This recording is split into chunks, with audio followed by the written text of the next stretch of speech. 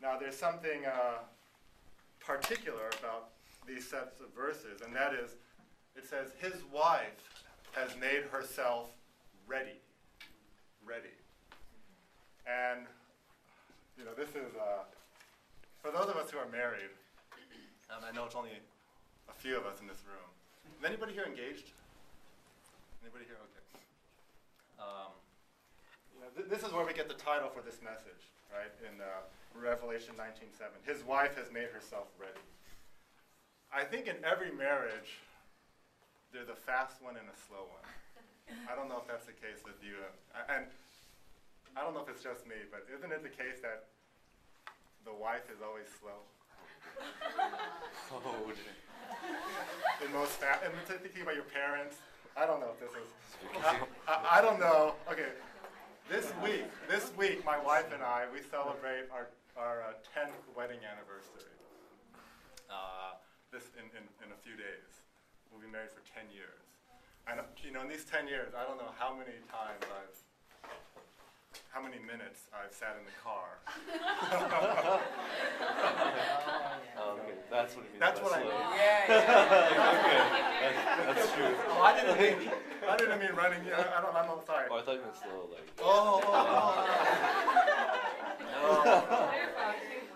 I mean, you know what I mean? Like the husband's waiting in the car. Making yourself ready.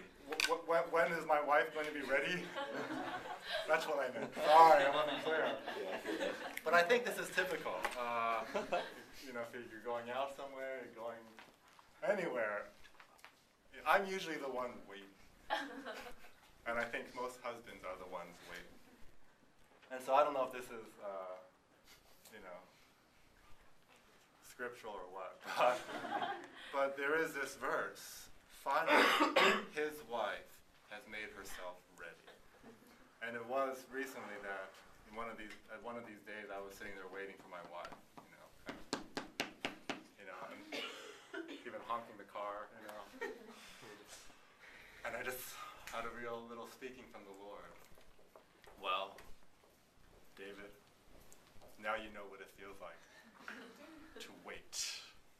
Because on God's feeling, God is waiting for us to be ready. And this is the burden for this morning.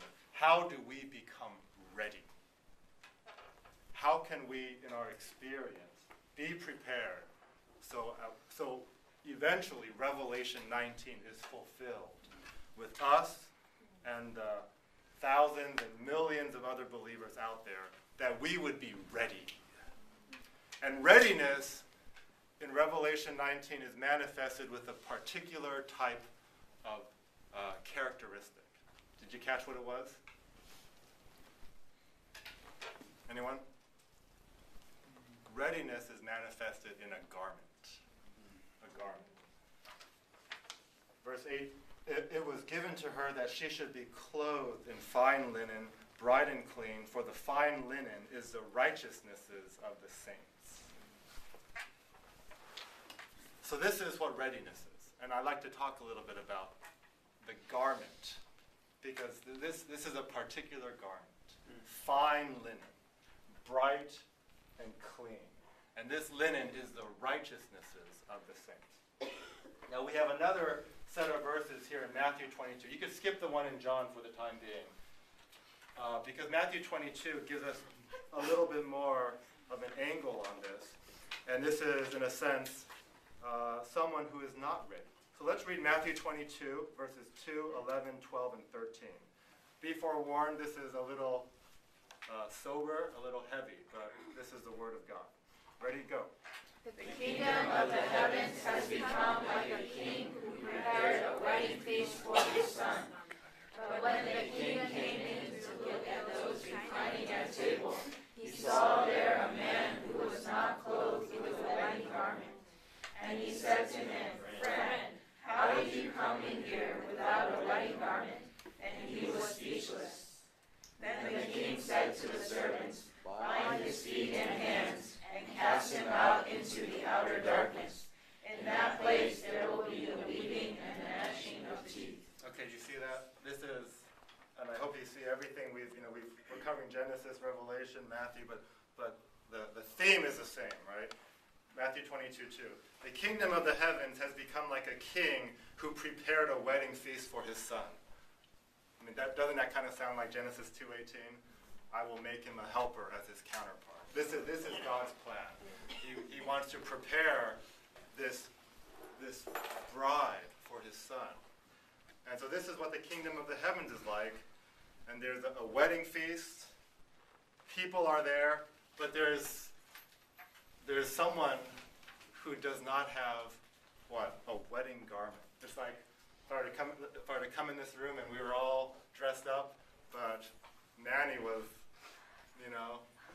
in jeans and a t-shirt, and everyone else is okay, hey, how did you come in here without a wedding garment? And he was speechless. Then the king said, bind his feet and hands, cast him out into the outer darkness. In that place there will be the weeping and the gnashing of teeth. So this is like I said, this is quite a sober word, actually. Because to participate in the wedding feast or the marriage dinner is actually something which is we are not automatically eligible for, but it requires the preparation of this particular type of garment. And if we do not have this garment, and if we are not clothed with this garment, who is really Christ, then we just are not qualified to participate in this wedding feast.